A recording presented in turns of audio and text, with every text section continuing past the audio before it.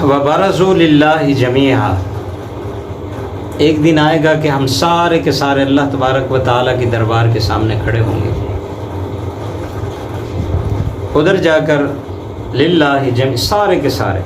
فقال الضعفاء، وہاں جو کمزور طبقہ ہے، للذین استکبروا، وہ طاقتور طبقے کو کہے گا.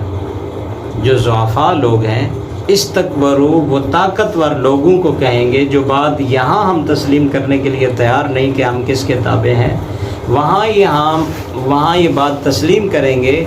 انا کننا لکم تبعا، ہم کیا تھے؟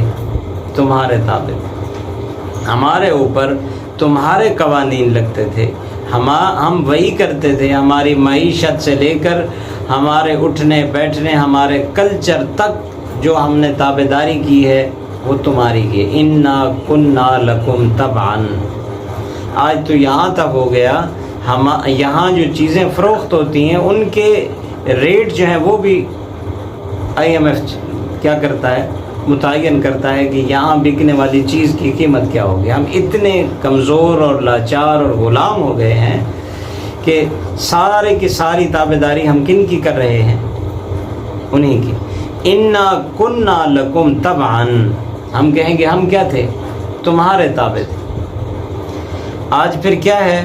فہل انتم مغنون، کیا تم ہمیں کچھ بچا سکتے ہو؟ کس سے؟ انا من عذاب اللہ. یعنی اتنا کرو کہ اتنا ہی کہہ دو اللہ کے سامنے کہ غلطی ساری کیا ہے؟ ہماری ہے، ان کا کوئی قصور نہیں ہے. ہو سکتا ہے ہم اس سے کیا ہے؟ بچ جائیں. تو وہ کہیں گے قالوا لو ہدانا اللہ لہدیناکم. سنو، تم جانتے تھے کہ ہم سیدھے راستے پر نہیں ہیں. آج پوری دنیا کے مسلمان جانتے ہیں کہ یہود اور اسی طرح ہنود، یہ کوئی بھی ان میں سے سیدھے راستے پر، ہم جانتے ہیں کہ امریکہ اور اس کے چلانے والے جو ہمیں چلا رہے ہیں وہ سیدھے راستے پر نہیں ہیں. وہ یہی کہیں گے کہ تم کھلی آنکھوں سے دیکھ رہے تھے کہ ہم سیدھے راستے پر، پھر بھی تم نے ہمارے فیشن کی پیروی کی، پھر بھی آپ نے ہمارے بنائے ہوئے قوانین فالو کیے، پھر بھی ہماری دی ہوئی ہدایات پر آپ نے زندگی گزاری، پھر بھی جو ہم نے کہا وہ آپ نے مان لیا. اس کی تصدیق کی ضرورت نہیں ہے. اگر دین کی بات کرو، اسلام کی بات کی جائے، مسلمان جو کرے تو ہم کہتے ہیں کہ کہاں سے ہے، کیسے ہے، یہ جھوٹ ہے، یہ سچ ہے. ساری تحقیق کی جاتی ہے. ایک انگریز سائنسدان کھڑا ہو جائے، ہمارے مائنڈ سیٹ کر دیے گئے ہیں. ایک انگریز کھڑا ہو کے کہے کہ فلاں چیز آپ کے لیے نقصان دہ ہے، ہم میں سے ہر آدمی چھوڑ دے گا. ہم میں سے ہر آدمی وہ چھوڑ دے گا. کیوں؟ کہ ہمارا مائنڈ سیٹ ہو چکا ہے کہ انگریز جو بات کہہ دے وہ بالکل کیا ہوتی ہے؟ سچ ہوتی ہے. اس میں کسی قسم کی تصدیق کی ضرورت نہیں ہوتی، جانچ پڑتال کی ضرورت نہیں ہوتی. اس نے کبھی پاناما کے نام پہ آپ کو بیوقوف بنایا، کبھی وکی لیکس، کبھی کچھ. دنیا کے سارے بے ایمان لندن میں بیٹھے ہوئے ہیں. جتنے بھی چور ہیں وہ کہاں ہیں؟ لندن میں ہیں. اور لندن کا قانون یہ ہے کہ ہم چور ڈاکو واپس نہیں کریں گے، مجرم واپس نہیں کریں گے. یہ ساری دنیا جانتی ہے کہ بے ایمانی کا پیسہ سارا وہاں جمع ہے، یہاں سے چوری کیا ہوا مال مسروقہ وہاں ہے، سارق وہاں موجود ہے. اس کے باوجود بھی ہم کہتے ہیں وہ ایک مہذب قوم ہے. اس سے زیادہ اور کیا غلامی ہو؟ ساری دنیا کے مسلمان اپنا آئیڈیل مانتے ہیں کہ وہ جی لندن کی زندگی، وہ لوگ اور لوگ ہیں، وہ ان کے اندر یہ ہے، ان کے اندر وہ ہے، ان کے، ارے دیکھتے نہیں ہو کہ ساری چوری کا پیسہ آپ کا وہاں ہے. جو یہاں سے پیسہ چوری کرتا ہے وہ وہیں جا کے بیٹھ جاتا ہے. اس لیے اللہ تبارک و تعالیٰ نے ارشاد فرمایا انا کننا لکم، وہ کہیں گے لہدیناکم، ہمارے پاس ہدایت نہیں تھی، تم نے ہماری پیروی کیوں کی؟ جانتے تھے تمہیں پتہ تھا کہ ہم سیدھے راستے پر نہیں ہیں، اس کے باوجود بھی آپ ہمارے پیچھے چل پڑے. اس میں ہمارا کیا قصور ہے؟ پھر کہیں گے سواء علینا، آج برابر ہے، اجزعنا ام صبرنا، جزا فضا کرو یا چپ کر کے کونے میں بیٹھ جاؤ. ما لنا من محیص، یہاں سے بچنے کا کوئی راستہ یہاں سے کوئی بچنے کا راستہ نہیں ہے. یہ جزا فضا کرو، چیختے رہو، پھر بھی جہنم میں جاؤ گے. نہیں چیخو گے تب بھی. اب انسان ہے، فطرت انسانی ہے، ماننا تو ہے نہیں نا. اب سارا کا سارا بوجھ اٹھا کر کہاں ڈال دیں گے؟ شیطان کے سر کے اوپر. اللہ ہمیں کس نے گمراہ کیا؟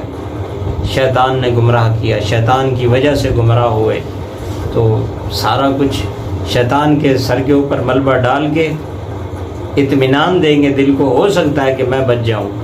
یہاں انسان کو دنیا میں بھی دیکھو، جو بھی غلطی کرتا ہے وہ اپنی غلطی اپنے سر کے اوپر نہیں دوسرے کے اوپر ڈالنا چاہتا ہے. حالانکہ وہ جانتا ہے کہ یہ میری ہی غلطی ہے، اس کے باوجود بھی وہ اپنی غلطی کو دوسرے آدمی کے سر لگا کے اپنا بوجھ ہلکا کرنا چاہتا ہے. وہاں بھی ایسا ہی ہوگا. تو شیطان کہے گا وقال الشیطان لما قضی الامر، وہ کہے گا اللہ تعالیٰ کو کہ میں نے بھی آج کیا کرنی ہے؟ بات کرنی ہے. وہ بات کرے گا، پھر کہے گا ان اللہ وعدکم وعد الحق، جتنے بھی وعدے اللہ نے تم سے کیے وہ سارے کیا تھے؟ سچے تھے. اور جو میں نے وعدے کیے تھے ووعدتکم فخلفتکم، تم جانتے تھے کہ میں نے جو وعدے کرنے وہ جھوٹے ہیں. اس کا بھی تمہیں علم تھا کہ شیطان تمہارا دشمن ہے، اس کا تمہیں پتہ تھا، تو خواہشات کی تم نے پیروی نہیں کرنی. اس کے باوجود فخلفتم، تمہارے سامنے اللہ کی دعوت موجود تھی کہ نہیں تھی؟ شیطان تمہارا کیا ہے؟ عدو مبین، واضح دشمن ہے. تمہارے سامنے تھا کہ تم نے خواہش کی پیروی نہیں کرنی، بلکہ کس کی پیروی کرنی ہے؟ اطیعوا اللہ و اطیعوا الرسول. اللہ کا فرمان تمہارے سامنے تھا اور اللہ کے وعدے تمہارے سامنے تھے. ایک وعدے میں نے کیے تھے کہ تمہاری یہ شان ہوگی، یہ شوکت ہوگی، تم ایسے چلو گے، ایسے رہو گے، ویسے رہو گے. کچھ بھی نہیں تھا، وہ سارا جھوٹ تھا. جہاں میں نے تمہیں عزت دکھائی وہاں ذلت تھی، جہاں میں نے تمہیں سکون دکھایا وہاں بے چینی تھی. وہاں تو ایسا ہی ہونا تھا. ہاں بات یہ ہے، پھر وہ کہے گا بات یہ ہے کہ وہاں بھی وما کان لی علیکم من سلطان، میرا تمہارے اوپر زور نہیں تھا، میں نے کوئی زبردستی نہیں کی تھی تمہیں، کبھی باندھا نہیں تھا کہ یہاں آ جاؤ. کبھی سنا ہے کہ شیطان 2-3 شیطان آئے ہوں، گھسیٹ کر لے گئے ہوں کسی کو، بھی فلاں جگہ چلو، ناچ گانا چل رہا ہے یہاں بیٹھو؟ سنا ہے کبھی؟ ہر آدمی اپنی پیروں سے چل کے جاتا ہے. کبھی سنا ہے کہ مسجد کی طرف نمازی جا رہے تھے، 2-3 شیطان راستے میں آئے، انہوں نے ان کی ٹانگیں توڑ دی؟ کبھی سنا آپ نے؟ نہیں. وہ کہیں گے وما کان لی علیکم من سلطان، ہم نے کوئی زبردستی تو نہیں کی. ہاں الا ان دعوتکم، ہم نے تمہیں کیا دی؟ دعوت. ایک دعوت تمہارے سامنے اللہ کی تھی، ایک دعوت قرآن مجید کی تمہارے سامنے تھی، ایک اللہ کا نظام تمہارے سامنے تھا جس کا نام لیتے ہوئے آپ ادب سے بیٹھ جاتے تھے. جس مدینے کا نام آ جائے تو ہم سب کے رونگٹے کھڑے ہو جاتے ہیں، ہم چاہتے ہیں مدینے چلے جائیں، لیکن مدینے والے کا جو نظام ہے وہ ہمیں پسند ہے. یہی بات ہے کہ نہیں ہے؟ مدینے کی ریاست ہر کسی کو پسند ہے، نام لینا بھی اچھا لگتا ہے، اس کا سارا کچھ، لیکن مدینے کی ریاست کا جو نظام تھا وہ نظام ہمیں نہیں چاہیے. قرآن مجید ہمیں اچھا لگتا ہے، لیکن قرآن مجید کے جو قوانین ہیں وہ ہمیں نہیں چاہیے. وہ یہی کہے گا دعوتکم، ایک میری دعوت تھی، ایک اللہ کی دعوت تھی تمہارے سامنے. تم نے کیا کیا؟ فاستجبتم لی، تم نے میری دعوت پہ کیا کیا؟ لبیک، کہا، قبول کر لی میری دعوت. جب میری دعوت تم نے خود قبول کی تو فلا تلومونی، تم مجھے ملامت کس لیے کرتے ہو؟ اگر کسی کو ملامت کرنا ہی ہے تمہیں تو لوموا انفسکم، اپنے آپ کو کیا کرو؟ ملامت کرو. باقی رہی یہ بات ما انا بمشرککم وما انتم بمشرکیہ، نہ میں تمہیں کچھ بچا سکتا ہوں یہاں، نہ تم مجھے بچا سکتے ہو. اگر تم یہ چاہتے ہو کہ مجھے میرے اوپر پریشر ڈال کے کہ میں تمہیں کوئی بچوا دوں گا یہاں سے، تو یہ ہونے والا نہیں ہے. تم آج بھی یہاں جھوٹ بول رہے ہو، اس کا مطلب یہ نہیں ہے کہ میں تمہیں بچوا سکتا ہوں. نہیں، تم مجھے نہیں بچا سکتے، میں تمہیں یہاں سے چھٹکارا نہیں دلوا سکتا. انی کفرت، تم نے انکار کیا اللہ کے حکم کا. اللہ کے نظام کا، اللہ کے بنائے ہوئے نظام کا، جس کے لیے اللہ تبارک و تعالی نے تمہیں بنایا تھا، اس کا تم نے کیا کر دیا؟ جو نظام سارے نبی لے کر آئے تھے اس نظام کا تم نے انکار کیا، کلمہ پڑھا ان کے نظام کا انکار کیا۔ انی کفرت بما اشرکتمونی من قبل، تم نے شریک کیا اللہ تعالیٰ کے ساتھ۔ اب بتاؤ، ایک حاکمیت ہو اللہ کی اور ایک حاکمیت ہو اللہ کے غیر کی، میں اللہ کے غیر کی حاکمیت کے تلے زندگی گزاروں تو یہ شرک نہیں ہوگا؟ ایک آپ کے سامنے اللہ کا حکم ہے، ایک آپ کے سامنے اللہ کا قوانین ہے، ایک غیر اللہ کے قوانین ہیں، آپ کس کے سامنے پابند ہیں؟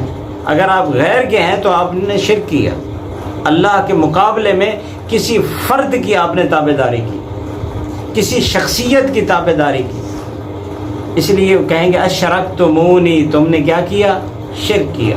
اور آپ خود جانتے ہیں کہ مشرک آدمی کی سزا کیا ہے۔ غیر اللہ کیوں نہیں بتاتے علماء کہ غیر اللہ کی جو حاکمیت ہے یہ شرک ہے؟ غیر اللہ کے بنائے ہوئے قوانین کی تابعداری کرنا یہ کوئی سیاست نہیں ہے، یہ معاشرہ نہیں ہے، یہ دنیا داری نہیں ہے، یہ شرک ہے۔ جس طرح قبر پر سجدہ کرنا شرک، غیر اللہ کی قبر پر سجدہ کرنا شرک ہے، اسی طرح غیر اللہ کی زندہ آدمی کی تابعداری کرنا بھی کیا ہے؟ شرک ہے۔ جو آپ کو اللہ کے قوانین کے خلاف کوئی بات کہے اور آپ اس کے پیچھے چل پڑیں، یہ شرک نہیں ہے، یہ شرک ہے۔ اشرکتمونی من قبل، تم نے شرک کیا، ان الظالمین، تم ظالم لوگ۔ اس لیے اللہ تبارک و تعالی نے ارشاد فرمایا وَمَن لَّمْ يَحْكُمْ بِمَا أَنزَلَ اللَّهُ، وہ شخص لم يحکم جو فیصلے اس طرح نہیں کرتا، کس طرح؟ بما انزل اللہ، جو میں نے اتارے ہیں۔ انزل اللہ، جیسے اللہ تبارک و تعالیٰ کا قرآن مجید اترا ہے، جو فیصلے وہاں سے اترے ہیں، اگر اس طرح وہ زندگی نہیں گزارتا فَأُولَٰئِكَ هُمُ الظَّالِمُونَ، یہی تو ظالم ہے۔ کہاں تلاش کرتے ہو ظالم؟ ان الظالمین، تم کون ہو؟ ظالم ہو۔ لہم عذاب علیم، آج تمہارے لیے دردناک عذاب ہے۔ آج تجزیہ کرو کہ ہم کہاں کھڑے ہوں گے اس دن۔ ایسے سمجھو کہ قیامت قائم ہو چکی ہے، آپ قبروں سے کھڑے ہو گئے ہیں، آپ اللہ کے سامنے پہنچ چکے ہیں، کیا کہو گے اللہ کو کہ ہم نے آپ کے بنائے ہوئے نظام کو کیوں چھوڑا تھا؟ ہم نے آپ صلی اللہ علیہ وسلم نے جو مدینہ کی ریاست قائم کی تھی اتنی مشقتوں اور تکلیفوں کے بعد، وہ سارے قوانین ہم نے کیوں چھوڑے تھے؟ ان بڑے آدمیوں کے لیے، ان بڑی قوتوں کے لیے؟ آپ کو پتہ ہے، میں کسی ویڈیو لمبی ہو جائے گی، میں کسی اور دن آپ کو بتاؤں گا کہ یہ سرمایہ دارانہ نظام آپ کو کیوں نہیں پسند کرتا۔ اس لیے کہ جن زمینوں پر، جن جائیدادوں پر یہ سارے کے سارے لوگ قابض ہیں، یہ ساری خراجی ہیں۔ اگر اللہ کا نظام آئے گا، اللہ کے قوانین آئیں گے تو خراجی، یہ ساری زمینیں خراجی، ان کو خراج دینا پڑے گا۔ یہ جو انکم ٹیکس آپ سے لے رہے ہیں، یہ اصل میں خراج ان زمینوں سے لینا تھا۔ انکم ٹیکس کوئی نہیں ہے اسلام کے اندر۔ جب سے انکم ٹیکس کا ابتدا ہوئی ہے، جھوٹ پھیل گیا ہر آدمی کے اندر۔ انکم ٹیکس کون سچ بولتا ہے؟ سارے کے سارے اپنے اثاثوں کے بتانے میں، اپنے جمع پونجی میں کہیں سے پرچی ملتی ہی نہیں ہے۔ جب آپ کو پرچی نہیں ملتی سامان خریدنے کی، آپ انکم ٹیکس کیسے دیں گے؟ لامحالہ آپ جھوٹ بولیں گے، لامحالہ آپ رشوت دیں گے۔ جب سے یہ انکم ٹیکس مسلمانوں کے اوپر لاگو ہوا تو جھوٹ عام ہو گیا پورے لوگوں کے اندر۔ کوئی محفوظ نہیں ہے، کوئی بھی محفوظ نہیں ہے۔ کون ہے جو اپنا آڈٹ کرواتے وقت سچ بولتا ہو؟ نہیں، اللہ قلیل، کوئی ایک ہوگا، 100 میں سے کوئی ایک ہوگا، وگرنہ نہیں ہے۔ جب اسلام آئے گا تو یہ جگیر درانہ نظام، یہ جو جگیریں ان کے پاس پڑی ہوئی، ان کی نہیں، حکومت کی ہیں۔ جتنے بھی آزاد شدہ مفتوحہ علاقے ہوتے ہیں وہ سارے کے سارے کس کے ہوتے ہیں؟ حکومت کے ہوتے ہیں، اور وہ خراجی ہوتے ہیں، وہ کسی کی ملکیت میں نہیں جا سکتے۔ بادشاہ کو یہ حق نہیں کہ وہ جرنیلوں کو زمینیں دے دے، الاٹمنٹ کر دے۔ بادشاہ کو حق نہیں ہے کہ وہ وزیروں کو الاٹمنٹ کر دے۔ کیوں کہ وہ بادشاہ کی ملکیت نہیں ہے، وہ حکومت کی ملکیت ہے، وہ سارے لوگ مشترکہ ہیں، سارے اشتراک ہے سارے لوگوں کا، جتنے بھی لوگ اس ریاست کے اندر زندگی گزار رہے ہیں وہ ان سب کا حق ہے۔ اس سے موصولات جو خراج جمع ہوگا وہ ان کی ساری فلاح پہ خرچ ہونا ہے۔ حکومت کسی ایک کو مالک ہے، جب ایسا نظام آئے گا تو یہ جاگیرداروں کی ساری جاگیریں کیا ہو جائیں گی؟ ضبط ہو جائیں گی۔ وہ ڈرتے ہیں ایسے دن سے، ایسے دن سے ڈرتے ہیں کہ جب ان کے مال سے زکوٰۃ نکالی جائے اور وہ زکوٰۃ غربا کے اندر تقسیم کر دیں۔ آپ اپنے دل سے سوچیں، اگر آج کوئی ایک جاگیردار اپنے علاقے کے کسی جاگیردار کو اپنے ذہن میں رکھیں کہ کوئی ایک جاگیردار ایمانداری سے زکوٰۃ دے دے سال میں ایک دفعہ، کیا اس بستی میں کوئی غریب رہے گا؟ پھر وہی زکوٰۃ غریبوں میں تقسیم کر دی جائے۔ یہ جو اربوں خربوں ملین ڈالر لے کر بیٹھے ہیں، اگر ان سے کیا لے لی جائے؟ زکوٰۃ لے لی جائے اور وہی زکوٰۃ غریبوں میں تقسیم کر دی جائے، کوئی غریب رہے گا؟ پھر ان زمینداروں سے جن کی 100 مربع زمین ہے، ان 100 مربع زمین کا عشر لے لیا جائے اور وہ عشر پھر غریبوں کے اوپر کیا کر دیا جائے؟ تقسیم کر دیا جائے، کوئی غریب رہے گا؟ لہٰذا وہ یہ نظام نہیں چاہتے کہ ہم سے یہ لے لیا جائے۔ حکومت ہم سے مطالبہ کرے، حکومت انکم ٹیکس کا مطالبہ نہ کرے۔ جب شرعی قوانین ہوں گے، جب اللہ کا نظام ہوگا، اس وقت ان سے زبردستی زکوٰۃ لی جائے گی۔ اس وقت ان کو اختیار نہیں ہوگا کوئی زکوٰۃ دے یا نہ دے، اس کا اپنا معاملہ ہے اللہ کے ساتھ۔ نہیں، ایسا نہیں ہوگا۔ یہاں جو مسلمان چین سکون سے بیٹھے ہیں، غریب بھی ان کی حمایت کر رہا ہے۔ غریب تو کس لیے کر رہا ہے؟ چلو امیر تو اپنا سرمایہ چھپانے کے لیے کر رہا ہے، تو کس لیے کر رہا ہے؟ تجھے ملنا تھا، غریب نے تو زکوٰۃ نہیں دینی تھی۔ اس لیے اپنی آنکھیں کھولو، ایک دنیا بھی تمہاری برباد ہو رہی ہے، آخرت بھی تمہاری کیا ہوگی؟ برباد ہوگی۔